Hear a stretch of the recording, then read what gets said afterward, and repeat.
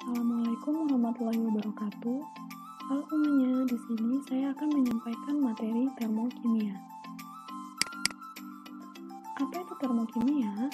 Termokimia adalah cabang ilmu kimia yang mempelajari perubahan kalor atau energi yang menyertai suatu reaksi kimia, baik yang diserap maupun yang dilepaskan.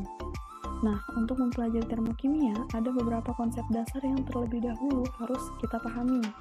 Yang pertama itu ada sistem dan lingkungan, yang kedua ada entalpi, yang ketiga ada reaksi endoterm dan reaksi eksoterm. Yang pertama, sistem dan lingkungan. Sistem adalah segala sesuatu yang kita amati, atau segala sesuatu yang menjadi pusat perhatian. Ini namanya sistem. Karena bicara tentang reaksi kimia, artinya sistem tersebut adalah reaktan dan produk. Sedangkan lingkungan itu merupakan segala sesuatu yang ada di luar sistem. Nah, ini yang dinamakan lingkungan. Contoh, di sini terdapat gelas yang berisi air panas. Nah, di sini yang menjadi sistem itu adalah air panasnya, karena air panas ini yang kita amati atau yang menjadi pusat perhatian kita. Sedangkan lingkungannya itu adalah gelasnya atau bisa juga tangan kita kalau pada saat kita sedang memegang gelas tersebut. Berdasarkan interaksinya dengan lingkungan, sistem digolongkan menjadi 3 jenis, yaitu ada sistem terbuka, sistem tertutup, dan sistem terisolasi. Coba perhatikan di sini terdapat 2 gambar. Ini gambar pertama sebenarnya sama saja. Gambar kedua ini cuman gambar keduanya lebih detail aja ya untuk menunjukkan gambar yang pertama. Oke, coba kita perhatikan untuk gambar A. Pada gambar A itu ada wadah yang berisi air panas ya. Wadah yang berisi air panas. Jadi air panas ini, uap airnya akan keluar karena dia wadahnya terbuka. Lihat nih, wadahnya terbuka. Kalau wadahnya terbuka, air panas ini kan menguap tuh. Nah, uap airnya ini akan keluar. Uap air ini disebut juga dengan materi ya. Jadi materi ini akan keluar. Terus juga selain ada uap air, ada atau kalor dari air panas tersebut. Coba pada saat kita memegang gelas nih, kalau misalnya kita pegang gelasnya, maka akan terasa panas kan tangan kita. Nah, itu artinya terjadi perpindahan kalor ya. Sehingga untuk gambar pertama ini merupakan contoh dari sistem terbuka, yaitu sistem yang memungkinkan terjadinya pertukaran kalor dan materi antara sistem dan lingkungan. Untuk gambar yang B, ini adalah air panas, gambar air panas yang diletakkan dalam wadah tertutup. Wadahnya ditutup ya. Nah, kalau wadahnya ditutup, uap air panas tersebut tidak bisa keluar. Uap air atau materinya itu tidak bisa keluar, sehingga dia tidak terjadi pertukaran. Nah, akan tetapi kalau kita pegang tuh wadahnya kita pegang, kita masih bisa merasakan panas. Itu artinya kalornya mengalami pertukaran ya. Nah, sehingga sistem tertutup adalah sistem yang memungkinkan terjadinya pertukaran kalor antara sistem dan lingkungan, tetapi tidak terjadi pertukaran materi. Oke, untuk gambar yang C, nah pada gambar yang C ini ibaratnya termos ya, termos.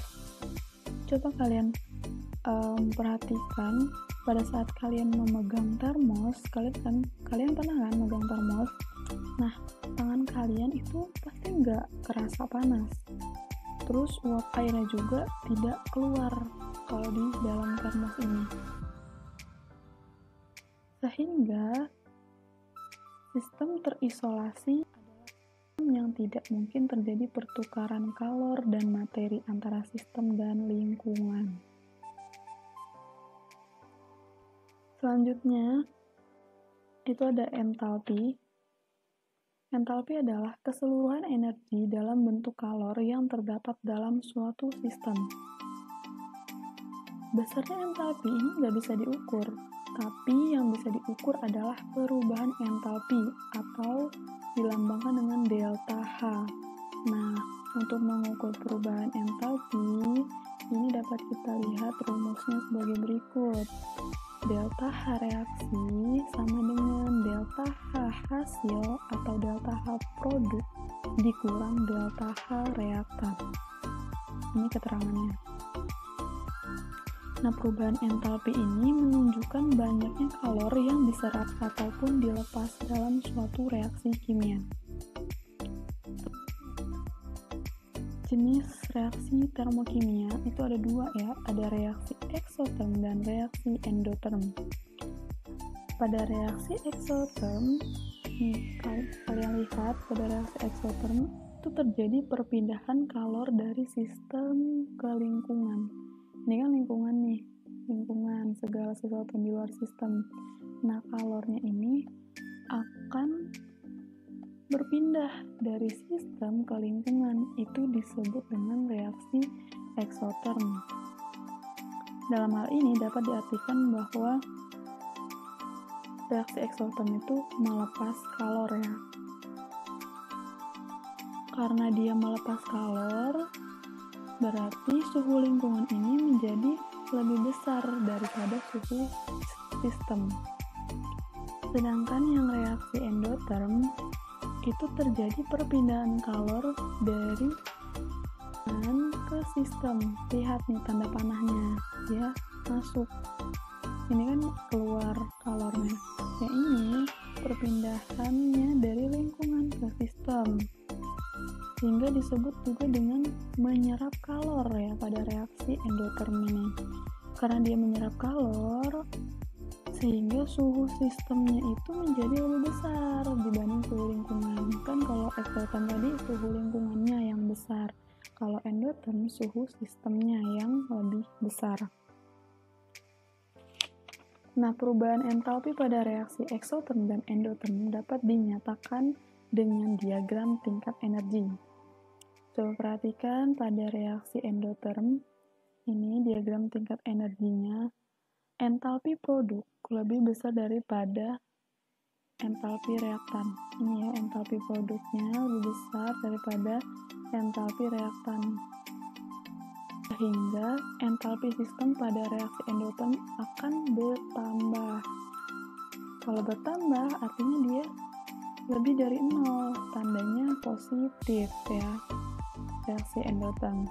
Sedangkan reaksi eksoterm itu entalpi produknya lebih kecil dibanding entalpi reaktan, karena rumusnya entalpi produk dikurang reaktan, berarti kan kalau kecil dikurang besar hasilnya akan negatif kan, kurang dari 0, sehingga tandanya akan negatif untuk reaksi eksoterm. Oke, sekian untuk pembelajaran kali ini.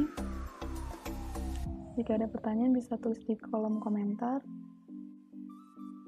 Demikian yang dapat saya sampaikan. Wassalamualaikum warahmatullahi wabarakatuh.